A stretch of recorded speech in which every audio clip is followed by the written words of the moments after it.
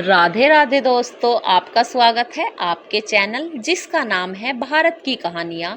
आज हम आपको एक कहानी सुनाने जा रहे हैं जिसका नाम है लिफाफा।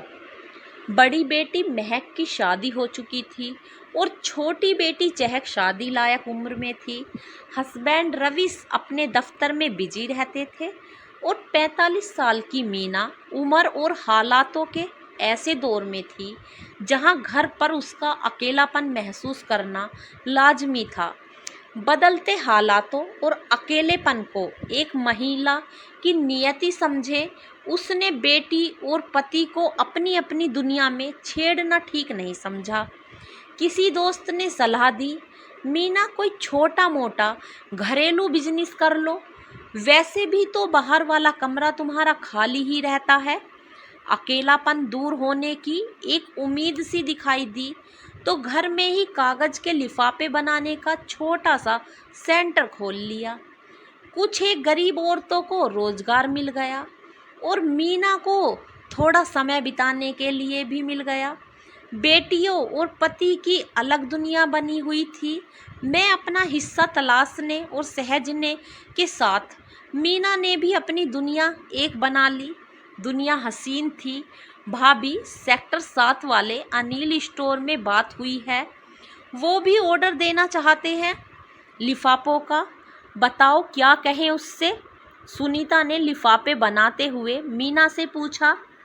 अरे वाह सुनीता, तू तो बड़ी स्मार्ट निकली, बिजनेस भी लाने लगी। मीना ने सुनीता को चाय का कप देते हुए मुस्कुराकर कहा। पास बैठी बिटोरी उदास होकर बोली, अरे भाभी ऑर्डर तो ले आए पर बनाए कौन। हम सभी दिन भर माँ मुश्किल से 700-800 लिफाफे बना पावत है, उसे खपत जाए दूसरी दुकानन में। बिटोरी की बात सुनकर मीना के दिमाग में तमाम ख्याल चलने लगे। डिमांड के हिसाब से सप्लाई करना समस्या तो है, लेकिन ऑर्डर आ रहा है तो मना भी करना ठीक नहीं। लेकिन अब बनवाने के लिए औरतों को तो और भी होना चाहिए। रविश से पैसे लेकर नौकरी पर औरतों को रखना भी ठीक नहीं। जितना है उसी में निपटाना चाहिए। ख्यालों की दौड़ रुकी तो मीना सभी से बोली, चिंता न करो, कुछ इलाज निकालते हैं इसका भी। मीना को अगले ही पल एहसास हुआ कि उसे अब किसी के साथ की ज़रूरत है बिजनेस संभालने में। पति के पास लेकिन फुर्सत नहीं थी और चहक से मदद मांगने की उसकी हिम्मत नहीं थी। अब आखिरी मीना ने भी तो ज्यादती की थी। महक बहुत प्यारी थी लेकिन लुक्स और पॉपुलैरिटी में चहक से कम थी। बचपन से ही उसको कोई एहसास से कमी न हो, इसीलिए मीना बचपन से ही महक को कुछ ज़्यादा प्यार और लाड दुलार देती थी। चहक को अपनी माँ का ये सौतेलापन व्यवहार बिल्कुल भी बर्दाश्त नहीं था। समझ नहीं आया तो डरते डरते चहक को अपने बिजनेस की हालत बताई। फिर चुपके से बोली, सुन, तू मदद करेगी मेरी बिजनेस में, MBA कर चुकी है, मम्मा की मदद कर दे।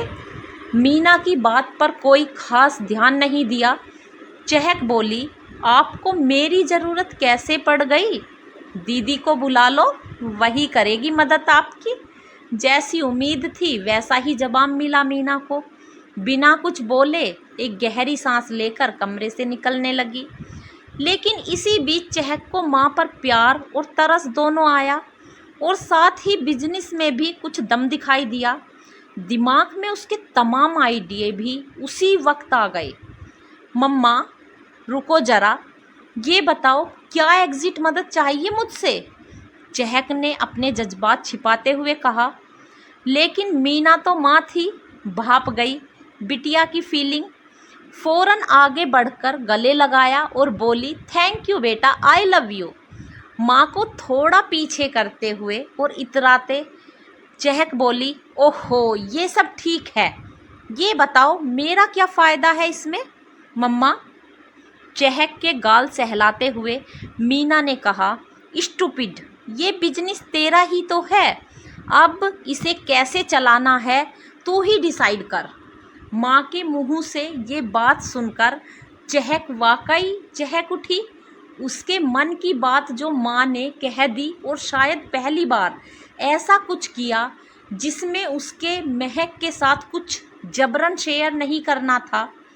एम्बिशियस थी चहक। उसे तो अम्मा की बात में अपना भविष्य दिखने लगा। वैसे गलत भी क्या था उसमें आखिर?